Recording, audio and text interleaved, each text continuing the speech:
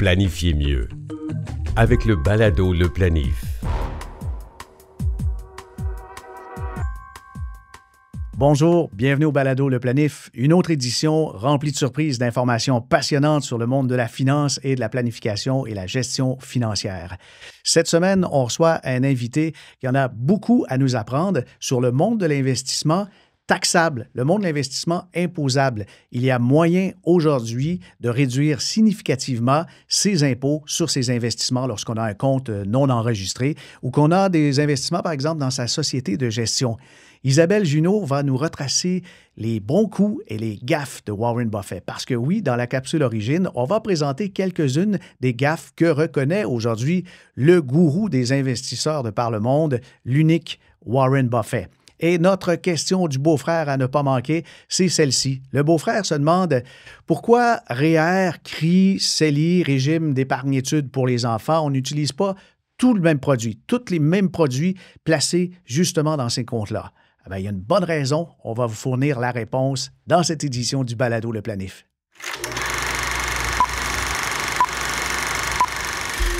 Warren Buffett, souvent appelé l'oracle d'Omaha, est l'un des investisseurs les plus respectés et prospères de l'histoire. Sa philosophie d'investissement, axée sur la valeur et le long terme, lui a permis de réaliser de nombreux coups financiers impressionnants. Mais comme tout investisseur, il a aussi connu des échecs. Voici d'abord 3 de ses meilleurs coups financiers. En 1988, Buffett commence à acheter des actions de Coca-Cola peu de temps après le crash boursier de 1987. Il a investi près de 1 milliard de dollars, ce qui représentait environ 6,2 % de l'entreprise à l'époque.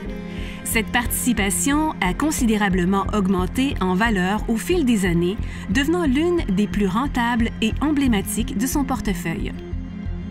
Après un scandale financier au début des années 1960, les actions d'American Express ont chuté de manière significative. Buffett a vu une opportunité et a investi environ 20 % de l'actif total de son partenariat dans American Express. Cette décision s'est avérée extrêmement profitable car l'entreprise a réussi à redresser rapidement sa réputation et son activité. Un des investissements les plus notables de ces dernières années est celui dans Apple. Berkshire Hathaway a commencé à acheter des actions Apple en 2016.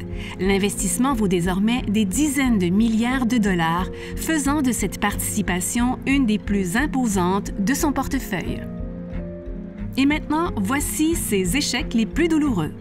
En 1993, Buffett achète Dexter Shoe Company en utilisant des actions de Berkshire Hathaway. À l'époque, il pense que l'achat sera très bénéfique. Cependant, l'industrie de la chaussure aux États-Unis décline rapidement à cause de la concurrence internationale. L'investissement, initialement valorisé à 433 millions de dollars en actions Berkshire, se révèle être un échec total. Buffett lui-même a qualifié cet achat de pire erreur de sa carrière. Autre revers, Berkshire Hathaway a investi dans le géant britannique de la grande distribution Tesco, mais a commencé à vendre ses actions en 2012 après une série de décisions stratégiques douteuses de la part de Tesco et une fraude comptable qui a été révélée en 2014. Cette sortie a abouti à une perte d'environ 444 millions de dollars. Enfin, un autre investissement malheureux fut IBM. Buffett a acheté des actions IBM en 2011, convaincu que l'entreprise réussirait sa transition vers les nouveaux segments de technologie. Cependant, IBM a lutté plus que prévu et en 2018, Berkshire a vendu presque toutes ses actions IBM, subissant une perte significative. Ces exemples montrent que même les investisseurs légendaires ne sont pas à l'abri des erreurs. Les succès de Buffett reflètent sa capacité à comprendre profondément les entreprises dans lesquelles il investit, tandis que ses échecs rappellent les risques inhérents à tout type d'investissement en actions.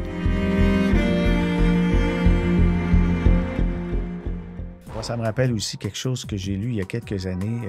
C'est quelqu'un qui écrivait une lettre à un ami qui disait Je m'excuse de vous écrire une longue lettre, c'est parce que je n'avais pas beaucoup de temps pour en faire une courte. Ce qui est très vrai. C'est très vrai, c'est vrai. Résumer nos pensées, des fois, c'est plus compliqué que juste d'aller avec avec tout ce qu'on a en tête. Effectivement. Ah, vous êtes là? Ben, le balado a déjà commencé, ça a enregistré, mais c'est le fun comme ça, débuter dans une conversation. C'est vrai, hein, les discours, quand on a à faire quelque chose ou participer à un podcast, on se demande si le temps va passer vite ou pas, mais je suis convaincu qu'il va passer vite. Éric Desrosiers. C'est une première expérience. Ouais, bonjour Éric. Comment ça va se passer? Bonjour, merci de nous recevoir. Oui, bien, première expérience, mais ce n'est pas la première. On se connaît depuis quelques années parce que dans le domaine financier, maintenant, tu es avec la financière Canoë. Oui. Et avant ça, tu as fait un passage, je crois, chez Manuvie de quelques années. En fait, mon parcours est comme planificateur financier à la Banque nationale autour de 2002-2003. Par la suite, quelques années dans une firme qui s'appelle AGF. Bref passage chez Renaissance Investissement. C'est là qu'on a eu la chance, en fait, de faire nos premières rencontres à l'époque. Par la suite, près de 7 ans chez la financière Manuvie. Puis maintenant, bientôt 9 ans chez la financière Canoë. Donc, quand on parle que le temps passe rapidement, il y a 9 ans, on dirait que c'était hier. C'est vrai. Mais Canoë, c'est typiquement canadien avec un nom de même? 100% canadien. En fait, ça a été créé à Calgary. La personne, donc M. Bruce Chernoff, qui a débuté cette entreprise-là, la raison du nom Canoë de notre côté en français, c'était vraiment pour C-A-N, Can, donc on est des Canadiens, on est très fiers. Puis la phonétique anglophone avec le O-E, donc with canoe will do, donc we're Canadian doer. Fait que c'est la raison du nom qui a été créé il y a maintenant un petit peu plus que 12 ans. Ouais. OK. Puis dans les stars, je pense que si on parle à la financière Canoë, on parle automatiquement, on fait un lien avec Taylor. Robert Taylor, c'est définitivement la personne qui... c'est notre star, c'est notre Chief Investment Officer, pardonnez-moi l'anglicisme. Il est avec nous maintenant depuis plus de 11 ans. Donc, l'historique de rendement qu'on voit, que ce soit sur le mandat Canoë d'action, qui est un mandat nord-américain, ou même un FNB, qui est un EIT.UN. Certaines personnes, en fait, possèdent ça également dans le marché. Mm-hmm. Sur les plateformes YouTube, présentement, certaines personnes en parlent également de façon positive. C'est notre gestionnaire qualité-valeur qu'on aime mettre de l'avant énormément chez nous. OK. Et puis, mettons qu'un autre attaquant du style Mario Lemieux que vous avez dans l'alignement, c'est Nazim Rizk. Nazim est un incontournable ici au Québec. C'est une personne qui a construit un brand, une firme extraordinaire. Une des statistiques intéressantes et impressionnantes de Nazim et son équipe chez PineStone, c'est eux ont levé en fait 17 milliards d'actifs sous gestion. Puis quand on parle de l'intérêt composé, puis justement, c'est important de ne pas faire d'erreur quand on investit dans le marché. Son 17 milliards de dollars vaut présentement autour de 65 milliards de dollars dans 3 stratégies principales, que ce soit mondiale, US ou internationale. Là tu es en train de me dire si géré au Québec, à Montréal. Sur la rue McGill. Puis peu de gens, en fait, les gens commencent à le connaître pas mal, mais c'est vraiment une histoire épatante de son côté. Mais la gestion comme ça de l'équipe PineStone, Nazim Rizk, lui, son équipe, c'est des mandats qui sont internationaux, américains, canadiens? Chez nous, il possède en fait 4 mandats qui sont longs seulement. Quand je dis long seulement, c'est sans stratégie de hedging parce qu'on en a également 3. OK. Hedging, ça signifie couverture de risque de change pour les devises. Des devises, mais également pour tenter de réduire la volatilité des marchés dans certains mandats défensifs. OK. C'est pour ça que le mot défensif, c'est qu'on veut réduire la volatilité. Exactement. Puis sans trop être compliqué avec certaines stratégies d'options. Ceci dit, oui, effectivement, c'est un gestionnaire qui est basé à Montréal, qui gère 3 stratégies principales qui sont américaines, internationales ainsi que mondiales. Donc, avec un capital de départ de 17 milliards, il est rendu au-dessus de 60. 60, c'est fou. Oui, exactement. C'est vraiment impressionnant. Alors, c'est comme ça, si le nom Canoë, financière Canoë, vous disait quelque chose avec des stars comme ça, mais il y a d'autres choses. Là. Puis, en fait, Éric, on n'est pas là, on ne fait pas de la publicité, on fait de l'information financière. C'est le mandat du balado, le planif. Et là, il y a quelque chose, on entend des informations contradictoires dans l'univers des fonds d'investissement.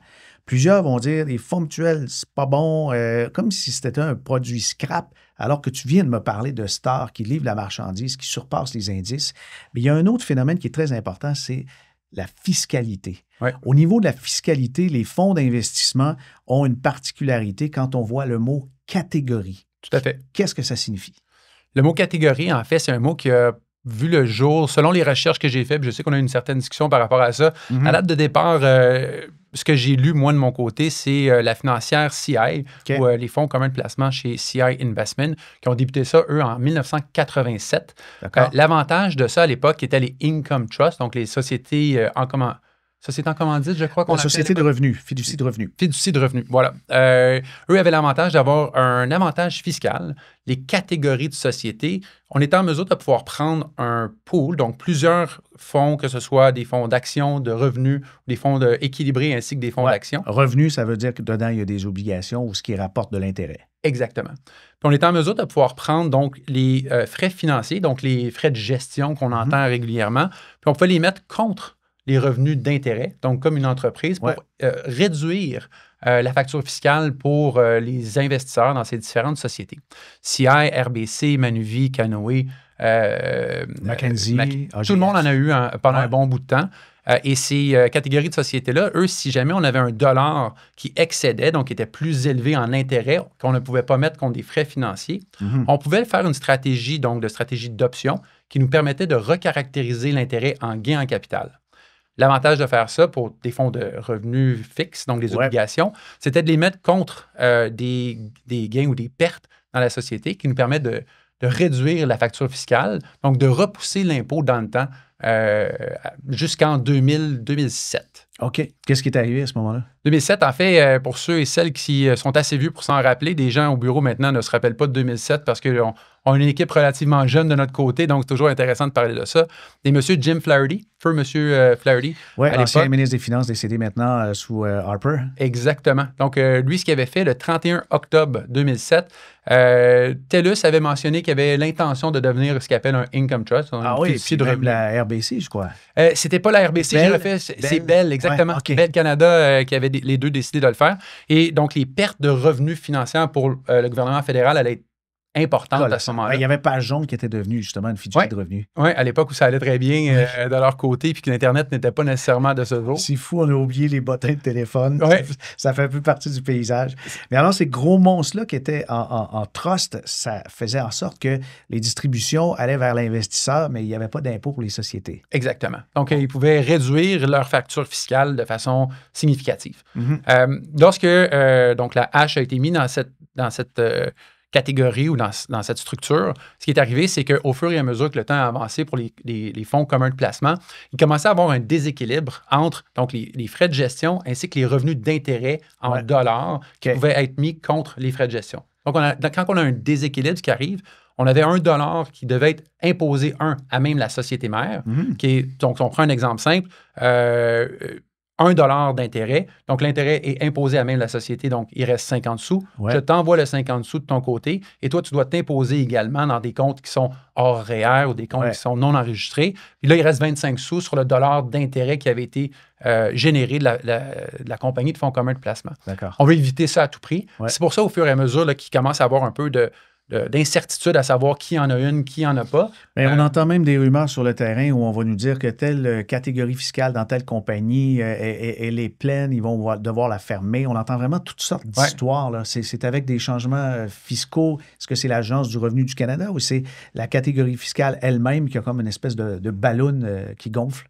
Bien, quand on dit la compagnie est pleine, ça veut dire que les revenus d'intérêt vont surpasser les frais de gestion. Donc, on ne sera plus en mesure de pouvoir je comprends. Contre l'autre. La baisse des taux d'intérêt, depuis 20 ans, on avait quelque chose de très, très faible. Et puis, à partir de 2022, avec l'inflation, les banques centrales augmentent les taux. Ça augmente les revenus d'intérêt avec le marché monétaire. Alors donc, les catégories avec les revenus, si on a des gros revenus, par exemple du 5 % puis les frais, on ne peut pas les augmenter pour annuler tout ça. Qu'est-ce qu'on fait? Exactement. C'est pour ça que c'est important non seulement d'avoir une entreprise avec laquelle vous faites affaire qui ont la possibilité d'avoir une catégorie de société, mais aussi d'avoir une diversification, donc d'avoir plusieurs portefeuilles. Surtout qu'on va avoir des portefeuilles qui ont des actions mondiales, des actions nord-américaines, qui génèrent peu ou pas de revenus. OK. Plusieurs actions entreprises... ordinaires, c'est pas comme des actions à dividendes. Celle-là, ça distribue donc les dividendes réguliers au trimestre ou au semestre. Je comprends. Nous, ce qui est arrivé, donc, on commençait à avoir ce déséquilibre-là. Donc, ce qu'on voulait éviter, ce que j'ai mentionné, ce qu'on appelle la double taxation, on voulait éviter à tout prix d'avoir une double taxation pour la clientèle parce qu'il n'y a réellement aucun avantage d'avoir une société de revenus ou une fiducie de revenus, si vous avez une double taxation pour $1 de revenu d'intérêt. Ah oui. KPMG, donc la grande société comptable, nous a approchés en 2017 pour avoir une stratégie qui était un petit peu différente de ce que qu'on trouvait habituellement. Oui, exactement, que la compétition offrait. Une des choses qu'ils nous ont offert, c'était on cristallise tous les gains et les pertes que l'on possède à l'intérieur de notre corporation traditionnelle pour lancer ce qu'on appelle maintenant en français la société, la série portefeuille. OK. Série portefeuille, dans le fond, ce qu'on va faire, c'est on va passer de société fiducie de revenus à une société en commandite. OK, je t'arrête tout de suite, là, parce qu'avant d'aller de manière trop compliquée, un fonds commun de placement ou un FNB, on peut dire que c'est une fiducie. Oui. Et puis la taxation, au fur et à mesure qu'il y a des revenus, des distributions, on les retourne à l'investisseur automatique. Tout à fait. C'est quoi ça fait d'abord la société en commandite? Donc, chaque fonds commun de placement possède une identité. Ce fonds commun de placement-là, de façon individuelle, qui est dans un... Quand vous voyez c'est marqué fonds commun tout simplement. Donc, il doit faire un rapport d'impôt. Ouais. Puis à chaque année, vous avez soit des distributions taxables. On voit ça sur des différents formulaires, là, T3, T5 et compagnie. Exactement. Quand vous recevez ça à la fin de l'année, maintenant, c'est plus électronique, mais c'est la façon de faire. Mm-hmm. La société en commandite de notre côté, ce qui nous permet de faire... Donc, la même chose que les sociétés traditionnelles, c'est-à-dire qu'on va prendre les fonds d'action équilibrés ainsi que revenus fixes. Ouais. On va mettre les gains et les pertes ainsi que les dépenses contre les revenus d'intérêt pour s'assurer d'avoir le moins d'impôts possible pour les gens ou les détenteurs d'unités. OK. L'avantage de notre côté, c'est qu'avec la fiducie traditionnelle, donc on a mentionné qu'on ne peut pas distribuer de revenus d'intérêt. Le revenu de dividende que tu viens de mentionner va toujours passer à travers la corporation sans la possibilité de pouvoir faire une forme d'annulation. Exactement. Puis les gains ou les pertes en capital, on préfère toujours payer du gain que du revenu d'intérêt. Donc, ça demeure un avantage à ce moment-là. Nous, de notre côté, l'avantage, c'est que si on a un dollar qui est pris à l'intérieur de la société, puisque ça se trouve être une société en commandite, on est capable de prendre ce dollar et l'envoyer directement à l'investisseur sans avoir la double taxation. OK.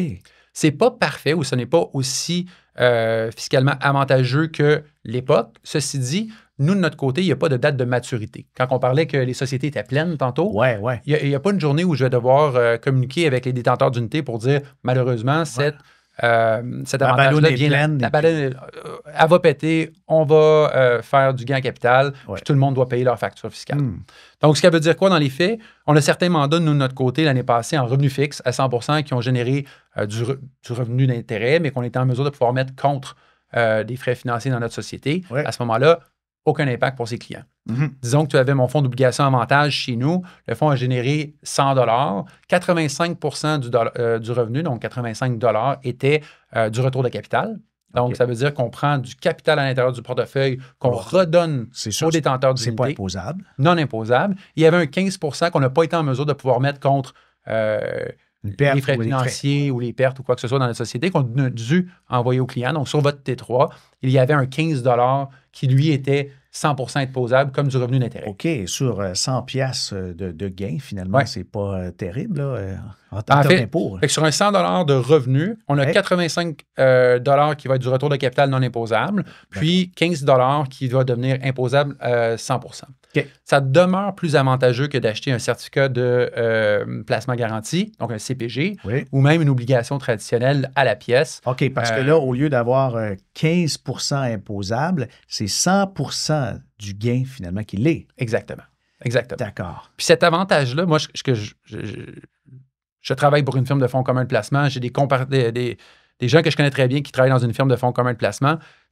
Quand on parle des frais de gestion qui sont chers, parce qu'on entend souvent ça, là, tu l'as mentionné au début, une des choses que les gens oublient, c'est de bien connaître les fonds communs de placement qui existent dans l'industrie parce que non seulement chez Canoë, mais à travers toute l'industrie, il y a des mandats qui offrent ce type d'avantage-là que peu de gens vont décider de prendre la recherche ou de regarder pourquoi ou qu'est-ce qu'on peut faire pour augmenter la planification fiscale de nos revenus. J'ai vu certaines simulations quand on prend des cas types avec des gens qui ont la taxation au maximum puis qui vont payer des frais de gestion avec des fonds communs, puis on compare, par exemple, un portefeuille équilibré avec des FNB, même s'il y a un écart de frais très important, le traitement fiscal fait que finalement, le bottom line peut faire en sorte que c'est plus avantageux d'aller dans un fonds commun qui semble plus cher, mais après impôt, eh bien là, on a des surprises, puis des belles surprises. Absolument. La raison pourquoi j'ai un graphique avec moi là, que j'ai toujours. Ça se trouve. On va le trouver, on va le mettre à l'écran. Excellent. Ce que ça montre, en fait, ce graphique, c'est vraiment l'avantage de reporter l'impôt dans le temps. Donc, ce qu'on veut dire, donc on a appris à la petite école. Moi, j'ai appris dès que j'ai fait le secondaire, puis de mettre mes REER. C'est important de maximiser. Au secondaire, tu avais des REER? J'avais un REER de 1 000 en fait. En fait, c'était Elliott & Page à l'époque. Ouais. J'ai 43 ans. Mais Elliott & Page qui n'existe plus, qui a été acheté par Manuvie. Donc, je ne pensais pas un jour de travailler avec eux, avec Alan Wicks et son équipe. Ceci dit, en fait, j'avais commencé quand même très tôt à investir dans mes REER parce que je voulais avoir cet effet là, d'intérêt composé qu'on peut créer. Tu étais sensible de bonheur, mais il faut dire qu'on a le droit de souscrire à des REER au Canada dès qu'on a finalement des revenus. Exactement. Ouais. Donc, j'ai travaillé... Dès que j'ai pu, j'étais à l'emploi d'une firme donc, qui s'appelle Loblaws à l'époque.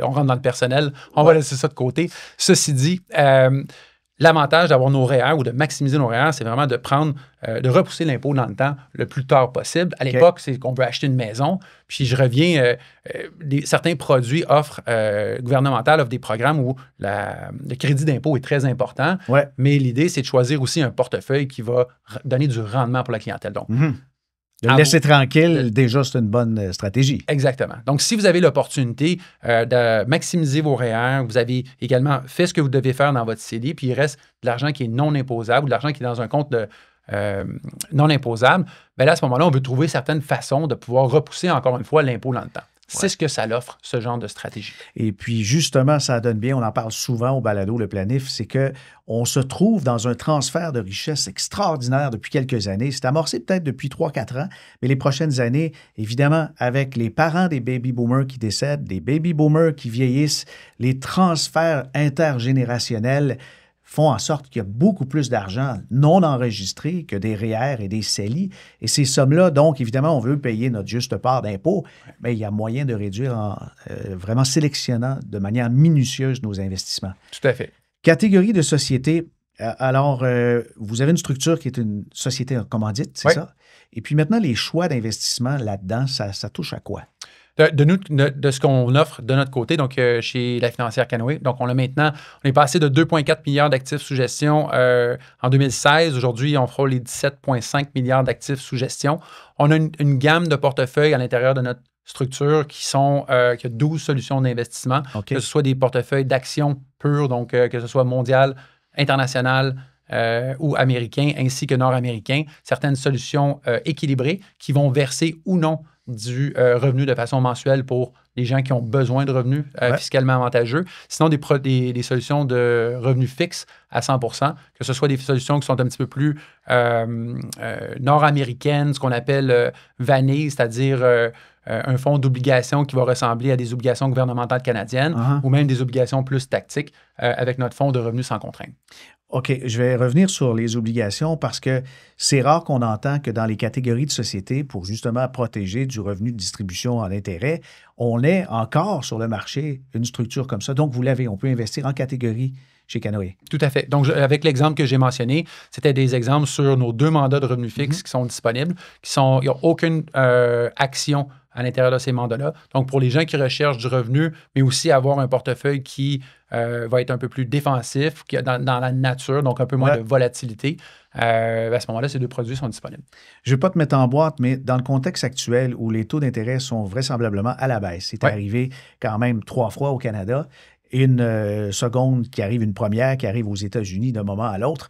Mais est-ce que c'est un bon contexte, donc, pour investir dans les obligations? On garde en tête probablement pour ceux qui écoutent cette plateforme, 2022 était une année absolument terrible pour la majorité des gens qui possédaient des fonds et FNB d'obligations. Des fonds, des FNB, l'obligation même pure parce que l'obligation sans si on ne l'a pas papier dans son coffre-fort, c'est sûr que sur notre relevé, la valeur marchande baissait. Tout à fait. Puis là, on oublie des fois qu'il y a des maturités dans ces choses-là, puis on veut voir combien ça vaut. Probablement qu'il faut le laisser dans le coffret de sûreté puis pour regarder notre certificat. Ceci dit, aujourd'hui, les taux d'intérêt ont monté beaucoup. Donc, ce qui a expliqué qu'en 2022, ça a été un peu plus difficile. On va voir par rapport aux différents... comment l'inflation va se résorber. Bien, les différents chemins de fer qui décident d'arrêter l'approvisionnement. Je pense que c'est $1 milliard de produits qui ne seront pas livrés de façon journalière. Donc, il peut y avoir un peu d'inflation de ce côté-là. Ceci dit, si on regarde 2022 à aujourd'hui, 2022, pire année pour tous les produits de revenus fixes depuis les 125 dernières années. Non, wow. Puis aujourd'hui, on a un 5 % qui est possible avec certaines obligations qui demeurent ce qu'on appelle qualité investissable, donc sans prendre trop de risques. En anglais, investment grade. Investment grade, exactement, sans prendre trop de risques, mais avec certains gestionnaires de portefeuille qui sont capables de prendre des opportunités, que ce soit sur le marché canadien, américain, international. Puis aussi, il y a des obligations corporatives de bonne qualité qui méritent d'être visitées. Parlant des revenus fixes et des obligations, plusieurs disent quelque chose vraiment à bon prix, les FNB, mais j'ai l'impression qu'en sélectionnant minutieusement nos obligations, on peut avoir un avantage supplémentaire relié peut-être à du gain en capital. Il y a énormément d'avantages d'utiliser des FNB. Je ne peux pas aller contre ça. C'est un véhicule très intéressant. C'est un véhicule intéressant. Je pense que la combinaison des deux aussi est également très intéressante. En tant qu'investisseur à la maison, si vous décidez de choisir un FNB par vous-même au niveau des obligations, bien, vous devez savoir est-ce qu'on est corporatif, est-ce que c'est des obligations à haut rendement, de quelle façon est-ce que notre durée elle est gérée. C'est ça, le long terme, c'est évident que ça, c'est beaucoup plus volatile. Là. Exactement. Donc, est-ce qu'on a les qualités de pouvoir savoir à quel endroit on veut se situer sur la courbe de taux d'intérêt? Quand on parlait de renversement de courbe d'intérêt, je ne vais pas rentrer de façon trop compliquée, mais quand il y avait le renversement de courbe d'intérêt, RDI, on parlait de récession potentielle, etc. Finalement, ça n'a pas nécessairement eu lieu. Ce que je veux dire par là, c'est que vous avez tout avantage à faire vos devoirs aujourd'hui ou utiliser un gestionnaire actif qui vous permet justement de faire les devoirs pour vous, surtout dans un contexte actuel. Données récentes, 10 ans terminés 31 décembre en 2023, Morningstar a analysé les différentes catégories d'actifs et ça m'a renversé. Là. On a donc plus de 80 % des gestionnaires actifs dans des mandats de revenus fixes qui surpassent leur indice. Il faut dire que tout l'univers des obligations, il y en a énormément là-dedans, puis le long terme a été beaucoup plus impacté que le court moyen terme, puis les gestionnaires qui déplacent donc leur inventaire vers des durées plus courtes, ils ont mangé une volée un peu moins souffrante. En 2 secondes, on a eu l'opportunité de maintenant faire affaire avec une entreprise qui s'appelle Reams Asset Management, qui sont basés du côté de Ohio, chez Canoë. Ça fait maintenant 1 an qu'ils sont avec nous. Pour avoir eu la chance de côtoyer certains gestionnaires de portefeuille obligataires à travers ma carrière, j'ai rarement vu des gens qui sont aussi actifs côté durée, crédit, mais également allocation géographique. Pour avoir passé de différents d'obligations du Trésor américain entre 45 % la semaine dernière. Cette semaine, sont 30 %. Ils ont joué sur leur durée. Donc, tu parlais de grandeur de durée, court, moyen, long terme. Sont positifs déjà près de 5 % cette année. Donc, les choses se portent particulièrement bien. Oui, surtout quand on parle de 7-8 mois, puis 5 % c'est sûr, on ne trouve plus de CPG à des taux comme ça. Plus difficile, effectivement. Oui. Éric, Saint-Charme, merci beaucoup de ta visite. On apprend plein de choses aujourd'hui. Je suis sûr que ça va soulever des interrogations, puis merci. Merci énormément, Fabien. À la prochaine. À la prochaine. La question du beau-frère, elle est légitime. Est-ce que dans nos REER, CELI, CRI et autres comptes d'investissement, on met exactement les mêmes produits? Non. Pourquoi? À cause de l'imposition, à cause de la taxation, puis certainement à cause de l'horizon d'investissement. Si, par exemple, dans un REE, on a nos jeunes qui vont commencer à décaisser dans 3 ans, évidemment, le niveau de risque doit être moindre que votre REER si vous le décaissez dans 20-25 ans. Alors déjà, on comprend que ce n'est pas les mêmes produits du tout. Et étant donné que la taxation avec les obligations, les revenus comme les CPG, tout ça, est quand même très élevé quand on le détient personnellement, pour le beau-frère et tous les autres, et même la belle-sœur, il est recommandé d'avoir donc le revenu fixe à l'intérieur des régimes enregistrés, comme un CRI, un compte de retraite immobilisé ou encore un REER. Ça, c'est une possibilité. Alors, qu'est-ce qu'on met donc dans le CELI? Le CELI, j'en ai parlé souvent quand même. Moi, j'aime bien les petites capitalisations ou les sociétés qui sont reliées à la technologie avec de la croissance, puisque c'est à l'abri de l'impôt, alors des gros gains sont non imposables. Et dans le non enregistré, vous avez entendu notre invité aujourd'hui. Le non enregistré, on cherche des solutions avantageuses, idéalement, qui fournissent du gain en capital reporté ou du gain en capital, puis dans un moindre mal, du dividende canadien. Ça, c'est bien important parce que lorsque le dividende est de source étrangère, l'ennui, c'est qu'il est taxé dans vos mains comme si c'était du revenu d'intérêt. C'est ce qui met fin à cette édition du Balado Le Planif. Ici Fabien Major. À bientôt.